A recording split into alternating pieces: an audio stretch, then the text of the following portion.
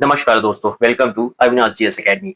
दोस्तों, आज हमारा एनवायरनमेंट और जियोलॉजी का 9th लेक्चर है और आज का जो हमारा टॉपिक है उसका नाम है जलीय पारितंत्र, जो कि टाइप्स ऑफ इकोसिस्टम में हम पढ़ रहे हैं, जिसमें हम आज के टॉपिक में जलीय पारितंत्र के अंदर पढ़ेंगे प्रकाशीय क्षेत्र, जलीय पौधे और जंतु, फ्रेश वाटर और मैरीन वाटर और सुपोषण। इन टॉपिक्स को हम आज के लेक्चर में दोस्तों कवर करेंगे। जो पिछला लेक्चर था हमारा, जिसमें दोस्तों हम लोगों ने टेरेस्ट्रियल इकोसिस्टम यानी कि क्या कहते हैं स्थलीय पारितंत्र को पढ़ा था, उसको डिस्कस करके कंप्लीट किया था। ये मैंने आपको देखिए ये चार्ट पिछले लेक्चर में बताया था, जिसके अंदर प्राकृतिक कहते हैं जो नेचुरल इकोसिस्टम है उसके अंदर आते हैं टेरेस्ट्रियल और इक्वेटिक, ठीक है। फिर एक होता है कृत्रिम यानी कि आर्टिफिशियल, इसको हमने कवर किया था।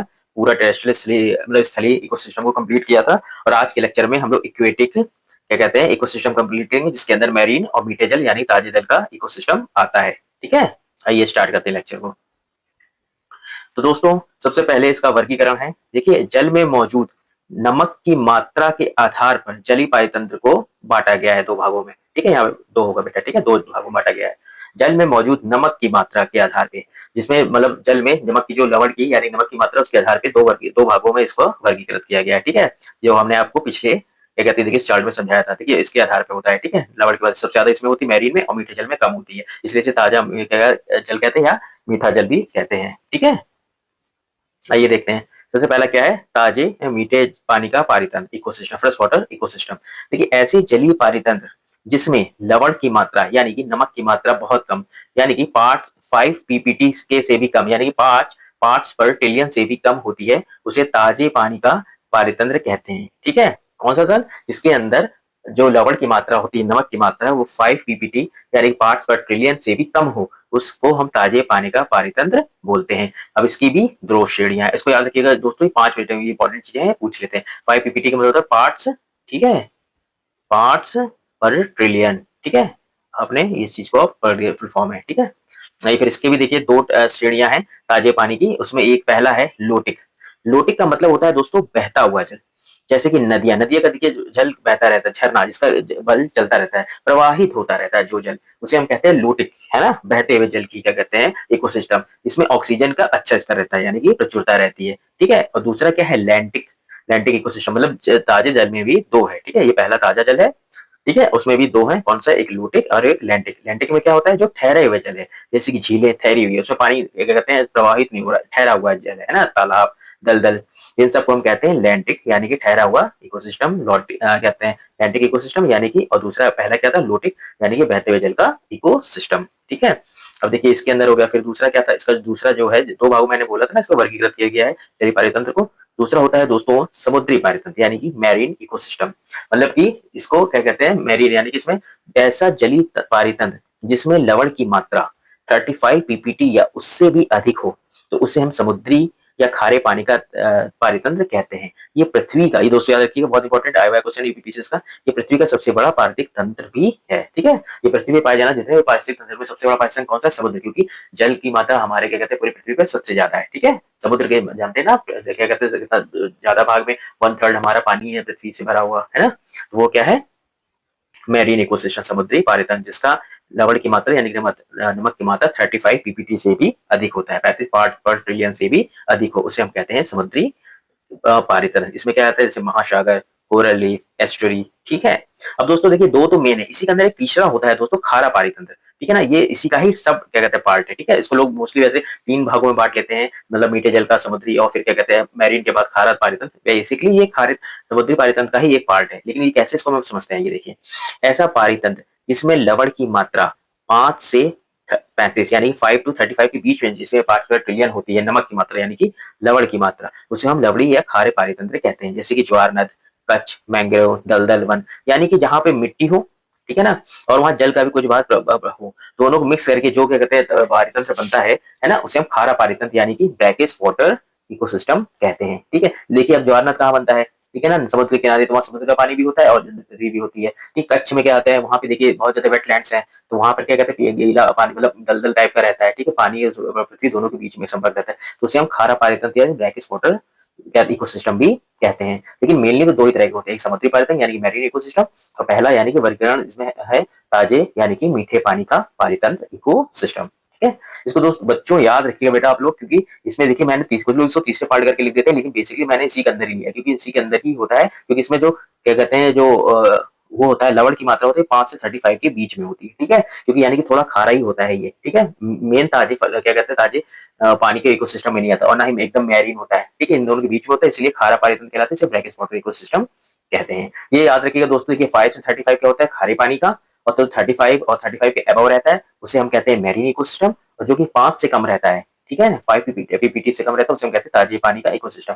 ये दोस्तों याद रखिएगा पार्ट पर ट्रिलियन में से क्या कहते हैं मेजर किया जाता है, ये क्वेश्चन के लिए मतलब पीसीएस और ये कहते हैं आरओ एग्जाम के लिए इंपॉर्टेंट है, ठीक है। और देखिए इसमें क्या क्या आता है ज्वार नद कच्छ मैंग्रोव दलदल और ठीक है, किसके हैं एग्जाम्पल है खारे पानी यानी कि ब्रैकेट्स वाटर के। इस तरह आपके ये तीन इसके क्या क्या कहते हैं वर्गीकरण हो गए, यानी कि क्लासिफिकेशन हो गया आपका एक्वेटिक इकोसिस्टम का। अब देखिए इसमें देखते हैं एक चीज इंपॉर्टेंट है दोस्तों, जलीय जीवों का वर्गीकरण। अब जो जल एक्वेटिक इकोसिस्टम है उसमें जो जीव पाए जाते हैं, यानी कि पौधे जीव जंतु जो भी पाए जाते हैं उसका वर्गीकरण है, उसको भी देख लेते हैं दोस्तों, पॉइंट ऑफ व्यू से इंपॉर्टेंट है, यूपीएससी यूपीपीएससी दोनों में ये पूछे हुए क्वेश्चन है। देखिए क्या है, ये पानी में रहने वाले जीवों की उनकी गतिशीलता और स्थान के आधार पे वर्गीकृत किया गया है, मतलब कि उनकी जो चलने की गतिशीलता है उसके स्थान पे और किस स्थान पे वो लोग रहते हैं, कहाँ जल में किस जगह पे वो पाए जाते हैं किस लेयर में, ठीक है, उसके स्थान पे इस तरह से उसका क्लासिफिकेशन यानी कि वर्गीकरण किया गया है। आइए देखते हैं। देखो दोस्तों इसमें सबसे पहला है न्यूस्टन। देखिए न्यूस्टन क्या होते हैं, ये हवा और पानी के मिलन बिंदु यानी कि सतहों पर रहते हैं, जैसे तैरते हुए जलीय पौधे और जल के कीड़े। जैसे मान लीजिए जल है, ठीक है, ये जल है और ये वो है कहते हैं क्या कहते हैं एटमॉस्फेयर है, यानी कि वायुमंडल, इन दोनों के बीच वाले की जो जल है का लेयर है उस सतह पे जो रहते हैं छोटे छोटे जीव, ठीक है, वो हमारे क्या कहलाते हैं दोस्तों न्यूस्टन, ठीक है, पौधे व जल के कीड़े। दूसरा क्या है, दूसरा है पेरीफाइटन। ये ताजे या खारे पानी में डूबी हुई सतहों चट्टानों पौधों लकड़ी से चिपके रहने वाले सूक्ष्म जीव, जैसे कि शैवाल जीवाणु कवक अकशेरुकी। देखिए फिर से पढ़िए, देखिए क्या है, ताजे या खारे पानी में डूबी हुई सतहों पे चट्टानों पर या पेड़ों पौधे या लकड़ी पे, जैसे नहीं पानी के अंदर कोई लकड़ी डूबी हुई है या कोई चीज पड़ी हुई है उसके ऊपर जम गया, कोई चट्टान इसके ऊपर जम गया, किसी पौधे उसके ऊपर ऊपर जो चिपके हुए रहने वाले जो सूक्ष्म जीव हैं, ठीक है ना, जैसे इसमें आता है शैवाल जीवाणु कवक और अकशेरुकी, यानी कि जिसमें केसर के दंड नहीं पाई जाती है वह केसर की जीव कहलाते हैं, ठीक है, तो उनको हम क्या कहते हैं कुल मिला के पेरीफाइटन्स, ठीक है, बहुत समझिएगा दोस्तों, याद रखिएगा यूपीएससी यूपीपीएससी दोनों में पूछी हुई चीजें हैं, बहुत इजीली मैंने सरल शब्दों में से लिखा हुआ है, इसे याद रखिएगा। पहला क्या है न्यूस्टन, जो कि हवा और पानी के मिलन बिंदु यानी कि पानी की सतह पे रहते हैं। दूसरा है पेरीफाइटन, जो कि ताजे खारे पानी दोनों में डूबी ही सतहों या चट्टानों पौधों या लकड़ी या चिपके से उनसे चिपके रहने वाली सूक्ष्म, जैसे मान लीजिए कोई चीज नीचे अंदर पड़ी हुई है पृथ्वी के, ठीक है, कोई क्या कहते हैं कार्बनिक कार्बनिक पदार्थ उसके ऊपर जो आके जम जाता है, ठीक है, ये शैवाल जीवाणु कवक और अकशेरुकी जीव होते हैं, ये क्या कहलाते हैं पेरीफाइटन। तीसरा क्या है, देखिए तीसरा है प्लवक यानी कि प्लैंकटन। दोस्तों मैंने हिंदी इंग्लिश दोनों में लिखा है, आप ध्यान रखिएगा एग्जाम में कभी प्लवक के नाम से भी आ सकता है, हिंदी तो इंग्लिश में भी लिख देते हैं, और प्लैंकटन हो सकता है हिंदी में ही प्लैंकटन ही लिखा हो क्वेश्चन में, ठीक है, इसलिए आपको दोनों नाम याद रखते हैं। देखिए क्या होते हैं ये पानी की सतह पर तैरते रहते हैं और धारा के साथ बहते रहते हैं। ये पानी की धारा के साथ बहते हैं, इनमें अपनी गति शक्ति नहीं होती है, ठीक है, ये क्या होता है जो पानी की सतह पर पानी की सतह पर तैरते हैं और धारा के साथ बहते हैं, मतलब जिस दिशा में धारा यानी पानी बह रहा होता है उसी के साथ ये बहते रहते हैं, है ना, इनमें अपनी कोई गति शक्ति नहीं होती, यानी कि अगर ये वापस उसके विरोध में अगर जो नदी की धारा है उसके विरोध में अगर चलना चाहे तो नहीं चल सकते, इनमें इतनी गतिशीलता नहीं पाई जाती है।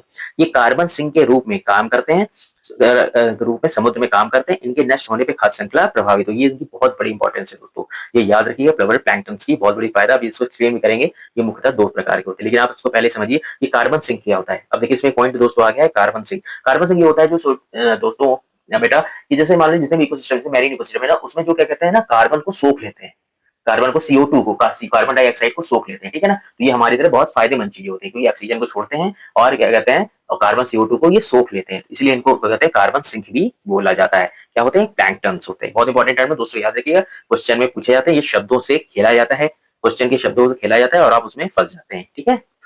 ये इस कार्बन सिंक के रूप में समुद्र में काम करते हैं, इनके नष्ट होने पर खाद्य श्रृंखला भी नष्ट होती है, जब क्योंकि खुद अपना भोजन बनाते हैं, जब यही नहीं रहेंगे खत्म हो जाएंगे तो इनके ऊपर जो जीव कहते हैं भोजन के लिए इन पर निर्भर रहते हैं वो भी खत्म हो जाएंगे मर जाएंगे, इसलिए ये खाद्य श्रृंखला को बहुत तेजी से प्रभावित करते हैं। क्या कहलाते हैं दोस्तों ये प्लैंकटन। अब देखिए मुख्यतः ये दो तरह के होते हैं, दो क्या होते हैं दो टाइप है, पादप प्लैंकटन यानी कि जो पौधे का प्लैंकटन होता है, एक होता है जंतु प्लवक जिसे हम जू प्लैंकटन कहते हैं।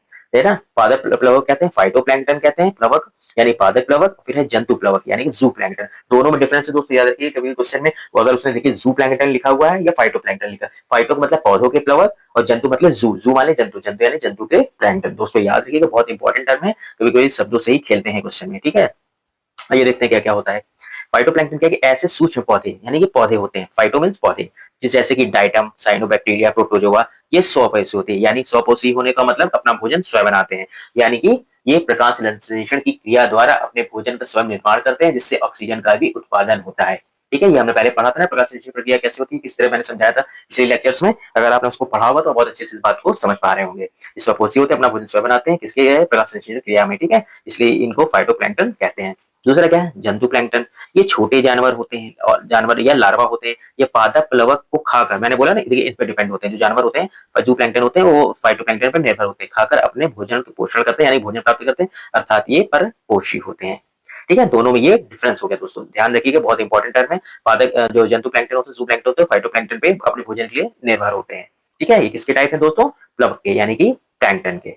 याद रखिएगा बहुत इंपॉर्टेंट दोस्तों, डायरेक्ट क्वेश्चन आता है यूपीएससी और यूपीपीसी दोनों में। फिर देखिए तीसरा क्या है, नेक्टन। ये एक ऐसे बड़े जलीय जीव जो पानी की धाराओं के विपरीत सक्रिय होकर स्वतंत्र सक्रिय रूप में तैर सकते हैं। ये मुख्य रूप से कशेरुक यानी कि वर्टिब्रेट्स होते हैं, ये शीर्ष शिकारी भी होते हैं। ठीक है, देखिए ऐसे बड़े जलीय जीव जैसे कि शार्क, मछली, समुद्री स्तनधारी ना, जो कि पानी धाराओं के विपरीत कितना ताकत होती है, जिस तरह धारा जिस बह रही हो पानी उसके विपरीत ये तैर लेते हैं, है ना, स्विम कर सकते हैं, है ना, सक्रिय होते हैं। इस मुख्य रूप से कशेरुक, इनके अंदर क्या कहते हैं, पीछे की रीढ़ की हड्डी पाई जाती है, कशेरुकी होते हैं ना, वर्टिब्रेट्स होते हैं, और शीर्ष शिकारी होते हैं, छोटी मछलियों को खाते हैं, उनका शिकार करते हैं। ये क्या कहलाते हैं दोस्तों, नेक्टन। ठीक है, याद रखिएगा इंपॉर्टेंट टर्म है। फिर क्या है, बेंथोस। ऐसे जीव जो जलीय पारितंत्र तल यानी कि बॉटम में रहते हैं, वे सूक्ष्म जीव, पौधों व जंतुओं का विशिष्ट समुदाय है, जैसे कि स्टारफिश, केकड़े, घोंगे, सी ग्रास। ठीक है, ऐसे जीव जंतु जो जल के एकदम तलिए नीचे बॉटम में रहते हैं, जहां नीचे पृथ्वी आ जाती है, उनकी मिट्टी यानी कि तल आ जाता है, जमीन आ जाती है, तो उस जगह पे जाके रहते हैं, वो क्या कहलाते हैं दोस्तों, बेंथोस। ठीक है, ये इंपॉर्टेंट है।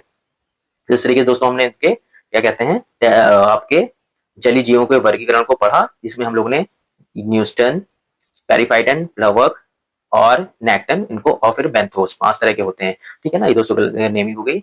ये कहते हैं 4th नंबर था और ये 5 नंबर था। ठीक है, पीछे से आप काउंट करेंगे आप समझ में आ जाएगा। 5 तरह के हमने इन चीजों को पढ़ा जो कि बहुत इंपॉर्टेंट थे। अब क्या आता है दोस्तों, अगला टॉपिक है जलीय पारितंत्र की उत्पादकता के कारक, यानी कि जो जलीय पारितंत्र है उसमें उत्पादकता कैसी होती है, आगे कैसे बढ़ता है ना, तो उसको हम समझेंगे। आइए किस किन चीजों को उस पर प्रभाव पड़ता है। पहले नंबर पे है सूर्य का प्रकाश। देखिए क्या है, सूर्य के प्रकाश से जलीय पादप यानी कि फाइटोप्लैंक्टन, मैंने आपको अभी बताया था ना, प्लवक में यानी प्लैंक्टन में क्या होता है, फाइटोप्लैंक्टन, एक जूप्लैंक्टन। तो इसमें जो जलीय पादप है यानी कि फाइटोप्लैंक्टन, वो प्रकाश संश्लेषण की क्रिया द्वारा अपना भोजन बनाते हैं, तथा पादप वितरण सूर्य के प्रकाश द्वारा नियंत्रित होते हैं। देखिए दोस्तों उसको समझिएगा, क्या कह रहा है ये कि सूर्य के प्रकाश से जो पादप होते हैं यानी कि फाइटोप्लैंक्टन होते हैं, वो प्रकाश संश्लेषण की क्रिया द्वारा अपना भोजन बनाते हैं। मैंने समझाया था जैसे आपको, क्योंकि ये प्रकाश संश्लेषण क्या करते हैं, उससे अपना भोजन बनाते हैं, और उनके वितरण यानी पादप के वितरण भी सूर्य के प्रकाश द्वारा नियंत्रित होता है।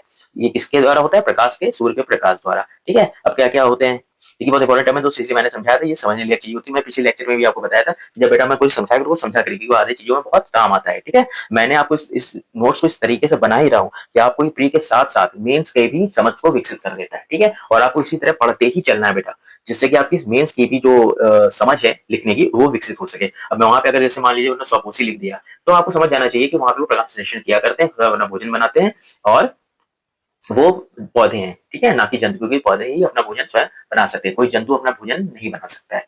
ठीक है, और क्रिया क्या होगी, प्रकाश संश्लेषण की होगी, ये आपको अपने समझदारी अंदर विकसित करनी होगी। ठीक है, आइए देखते हैं क्या है, सूर्य के प्रकाश के पादप अपने प्रकाश संश्लेषण किया तो अपना भोजन बनाते हैं, और पादप वितरण सूर्य के प्रकाश द्वारा नियंत्रित होते हैं। अब वो जो नियंत्रण होते हैं, वितरण, उसका वितरण कहाँ कहाँ होता है, उसके देखिए 4 क्षेत्र हैं। ठीक है, इनमें से पहला है लिटोरल जोन, दूसरा है लिम्नेटिक जोन, तीसरा है प्रोफंडल जोन, और चौथा है बेंथिक जोन। अब आइए इसको समझते हैं कि सूर्य का प्रकाश किसी भी जलीय कहते हैं जो कहते हैं तंत्र होता है इकोसिस्टम, उसमें कहाँ कहाँ कैसे काम करता है। ये देखिए इसका एक डायग्राम है, मैंने खुद के बनाया हुआ है, ये देखिए इसको समझिएगा। जैसे मान लीजिए ये मिट्टी है, ठीक है, ये मिट्टी है, ये उस पर पेड़ पौधे लगे हुए हैं, ठीक है, मैंने बनाया हुआ है। तो जो ये देखिए, और ये जल है, ठीक है, जो जल और इन दोनों को जहाँ पे मिक्स हो रहा है, जमीन और जल जो मिक्स हो रहा है, उसको हम क्या कहते हैं, लिटोरल जोन। ठीक है।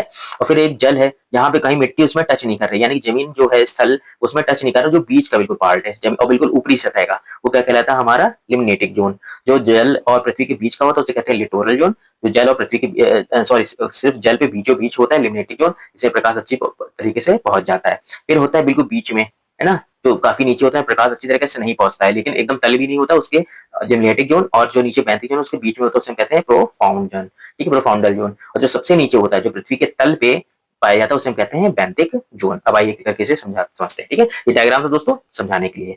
ठीक है, जलीय पारतंत्र के क्षेत्र। ठीक है, सबसे पहले है लिटोरल जोन।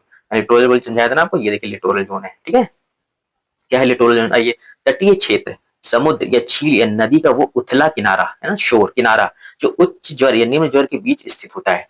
ये जमीन और पानी का मिलन बिंदु, देखिए बहुत समझने वाली बात है शीर्ष शब्दों में कि जमीन और पानी का मिलन बिंदु है। बहुत उत्पादक क्षेत्र होता है, प्रकाश प्रचुर मात्रा में रहता है और तलछटी तक पहुंचता है। इसे हम क्या कहते हैं? Littoral zone. ठीक है ना दोस्तों, क्या कहते हैं? लिटोरल जोन, ये क्षेत्र। ठीक है, मैंने आपको समझाया। अब आइए देखते हैं लिमिनेटिक जोन क्या क्या है। किसी झील या तालाब के बीच का वो खुला गहरा और साफ पानी, ठीक है, खुला बहुत ज्यादा गहरा नहीं, गहरा, ठीक है, साफ पानी वाला क्षेत्र जहाँ पर्याप्त रोशनी पहुंच जाती हो, उसे हम फोटोइक जोन भी कहते हैं, यानी कि प्रकाशीय जोन कहते हैं, और लिमिनेटिक जोन भी कहा जाता है। किनारों से दूर होता है और महत्वपूर्ण उत्पादक केंद्र होता है। ठीक है, ये देखिए, ये किनारे से दूर, किनारा ही है, यहाँ से देखिए दूर है, बीच का है, यहाँ पे आराम से रोशनी पहुंच जाती है। इतना गहरा, बहुत ज्यादा गहरा नहीं होता, थोड़ा सा गहरा होता है। ठीक है, क्या कहलाता है हमारा? Limnetic zone. अब देखिए तीसरा क्या है कि प्रोफाउंड जोन यानी प्रोफंडल जोन। किसी झील या गहरे जलाशय का सबसे निचला स्तर, गहरा और ठंडा हिस्सा जहां सूर्य की रोशनी नहीं पहुंच पाती है, वो प्रोफंडल जोन कहलाता है। इसे एफोटिक जोन भी कहते हैं और इसमें ऑक्सीजन की कमी होती है। ठीक है, ये समझिएगा, इंपॉर्टेंट है। अब देखिए यहाँ पहुंच जाएगा, यहाँ पहुंच जाएगा तो जाहिर सी बात है, यहाँ ऑक्सीजन जल्दी पहुंचती नहीं है। ठीक है ना, बहुत नीचे तक नहीं रहती, ऑक्सीजन की कमी हो जाती है। ठीक है, और यहाँ पे सूर्य की रोशनी से अंदर तक नहीं जा पाती है। ठीक है, तो इसे हम कहते हैं प्रोफंडल जोन। और इसे एफोटिक जोन भी कहते हैं, क्योंकि प्रकाश नहीं पहुंचता तो एफोटिक जोन है, और जहां प्रकाश पहुंच जाता है उसे हम फोटिक जोन भी कहते हैं। ठीक है, याद रखिएगा नाम से भी। फिर आखिरी है दोस्तों चौथा, बैंथिक जोन। किसी भी जलीय निकाय का वो सबसे निचला स्तर या तल यानी बॉटम, यानी कि जो जलीय जो कोई तंत्र है उसका जो नीचे जमीन है उसको हम बैंथिक जोन कहते हैं। यहाँ बिल्कुल भी प्रकाश नहीं पहुंचता है, तापमान बहुत कम और भोजन के स्रोत कार्बनिक और मलबे और मृत जीव होते हैं। ठीक है, देखिए यहाँ तक दोस्तों पहुंच नहीं पाता, तो यहाँ पे उत्पादन होता नहीं है, पौधे अपना भोजन बना नहीं पाते हैं। तो यहाँ का जो भोजन, जो वहाँ की जीव रहने वाले को जो भोजन मिलता है, वो ऊपर जो जो कार्बनिक तत्व होते हैं, उनके मलबे होते हैं जो नीचे डूब जाते हैं, और जो मृत जीव जो डूबने के बाद मरने के बाद नीचे पहुंच जाते हैं मृत जीव, ठीक है ना, वही इनका भोजन क्या होते बनते हैं। तो हमारा कौन सा जोन कहलाता है? Benthic zone.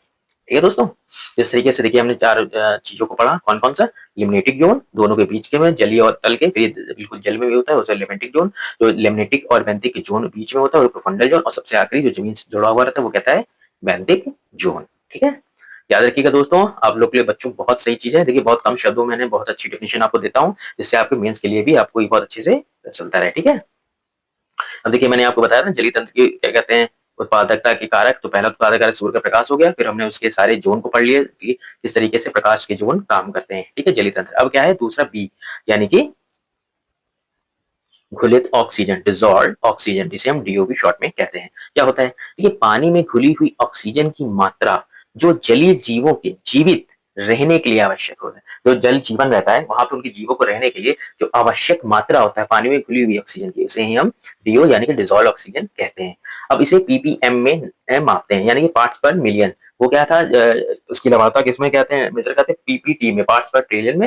लेकिन डीओ को यानी डिजॉल्व ऑक्सीजन को किसमें मेजर करते हैं? पीपीएम यानी पार्ट्स पर बिलियन में। ठीक है, याद रखिएगा दोस्तों, ये आता है छोटे छोटे क्वेश्चन, आर एग्जाम इस तरह के क्वेश्चन डायरेक्ट पूछ लेता है। ये ऑक्सीजन जल में हवा और पानी के संपर्क से, यानी कि जो मतलब जो ऊपर जो जलवायु रहता है, एटमॉस्फेयर रहता है, वायुमंडल से डायरेक्ट जो हवा उसमें मिलती है तो उससे मिलती है, और क्या कहते हैं डिजॉल्व वाटर, है ना, डिजॉल्व ऑक्सीजन पानी में, और जो प्रकाश संश्लेषण की क्रिया द्वारा जल में प्रवेश करता है। प्रकाश संश्लेषण क्रिया होती है, जो छोटे छोटे पौधे होते हैं, मैंने फाइटोप्लैंक्टन बताया था, वो नीचे जाके फिर जब रहते हैं तो वो अपना ऑक्सीजन प्रकाश संश्लेषण किया करते हैं और ऑक्सीजन को छोड़ते, जब ऑक्सीजन छोड़ते हैं तो वो जल में घुल जाती है। तो ये इस तरीके से दो तरीके से जो जल होता है नीचे मतलब जलीय तंत्रों में, तो वहां पे इस तरीके से डिजॉल्व वाटर उसमें प्राप्त होती है। कैसे? एक जल और हवा पानी के संपर्क के आने पे, और दूसरा प्रकाश संश्लेषण क्रिया द्वारा छोटे छोटे पौधों से जल में प्रवेश करती है, क्या? Dissolve oxygen. ठीक है दोस्तों, इसमें बहुत अच्छा इंपॉर्टेंट टर्म आता है, क्वेश्चन आया हुआ भी है, यूपीएससी का है। वाटर किल क्या होता है ना, विंटर किल क्या होता है? ठीक है, तो देखिए विंटर किल क्या होता है, ये एक जलीय पारिस्थितिक तंत्र में होने वाली घटना है जहां सर्दियों के दौरान मछलियों और अन्य जीव बड़ी संख्या में मरने लगते हैं। देखिए ठंडियाँ लिखा है ना, विंटर किल, सर्दियों में मरने लगते हैं। जब सर्दियों में जल निकाय, तालाब या झील की ऊपरी सतह पे बर्फ एक मोटी परत जमा हो जाती है, ठीक है? तो सर्दियों में जब सतहों पे, जल की सतहों पे एक बर्फ की मोटी परत जमा हो जाती है, जिससे कि बड़ी-बड़ी संख्या में जो उसके जीव है, मछलियाँ हैं, वो सर्दियों में इसी जल निकाय में मरने लगते हैं। ये प्रोसेस क्या कहलाता है? विंटर किल, ठीक है? अब आइए देखिए काम कैसे करता है। इसको समझना दोस्तों ज़रूरी है। यूपीपीसीएस के लिए भी बहुत इंपॉर्टेंट क्वेश्चन है।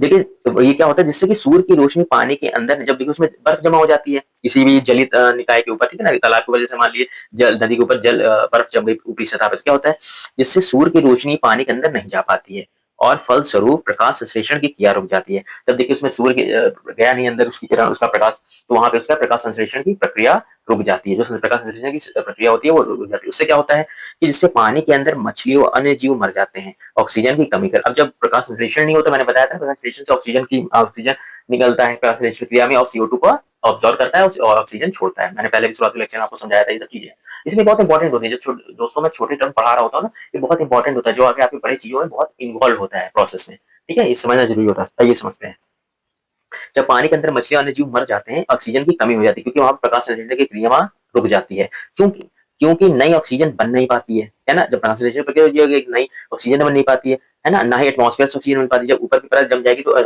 डायरेक्ट एटमॉस्फेयर से यानी वायुमंडल से भी क्या कहते हैं डायरेक्ट ऑक्सीजन नहीं मिल पाती, अन्यथा पानी में घुलित ऑक्सीजन का स्तर इतना गिर जाता है कि मछलियों अन्य जीव का दम घुट जाता है, जिससे उनकी मृत्यु हो जाती है। और इस पूरी क्रिया को ही हम विंटर किल कहते हैं। क्या कहते हैं दोस्तों हम लोग? इस पूरी क्रिया को ही हम लोग विंटर किल कहते हैं, ठीक है?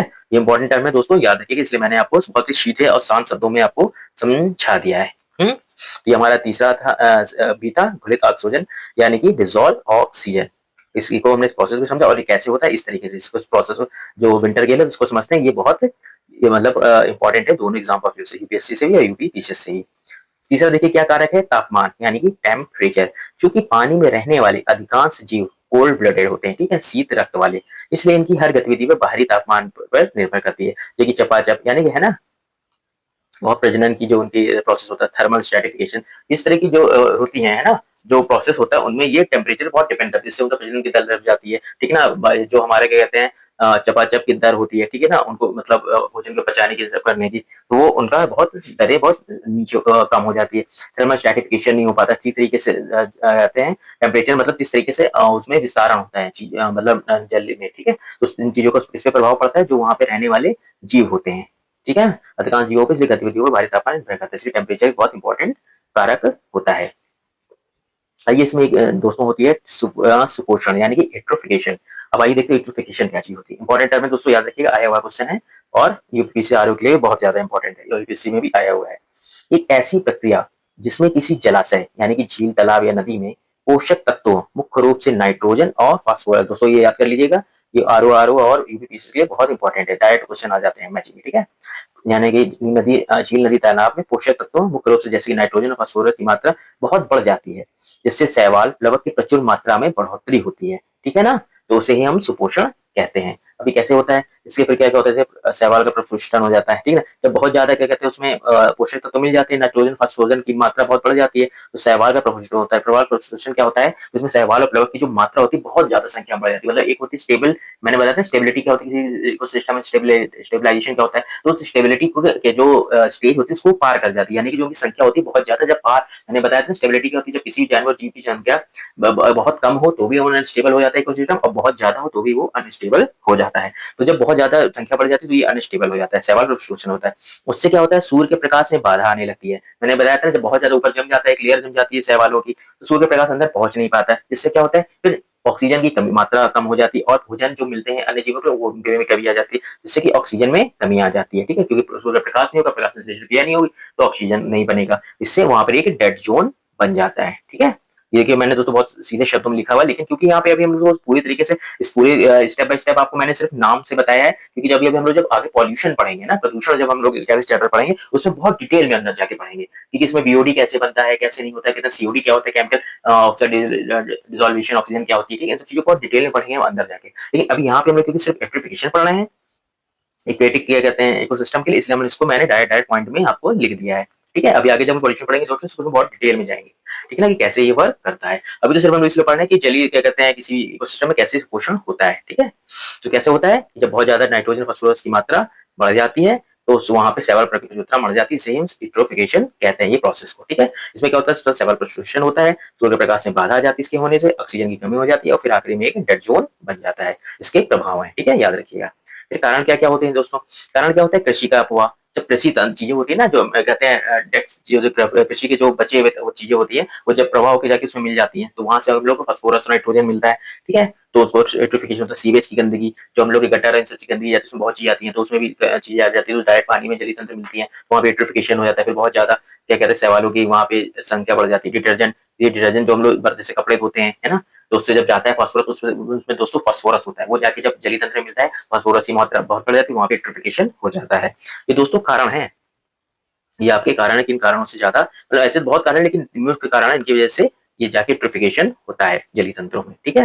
अब इससे नुकसान क्या क्या है दोस्तों, जब ये बहुत ज्यादा हो जाता है जैव विविधता का नुकसान होता है, क्योंकि वहां पे डेड, एक मैंने बताया ना, जोन बन जाता है, तो वहाँ जो अन्य जीव होते हैं जिनपे जो भोजन के लिए इन पे निर्भर होते हैं उनको भोजन नहीं मिलता है, और फिर ऑक्सीजन की कमी हो जाती है, तो जैव विविधता की कमी हो जाती है, क्योंकि वहाँ पे जीव मरने लगते हैं, ठीक है।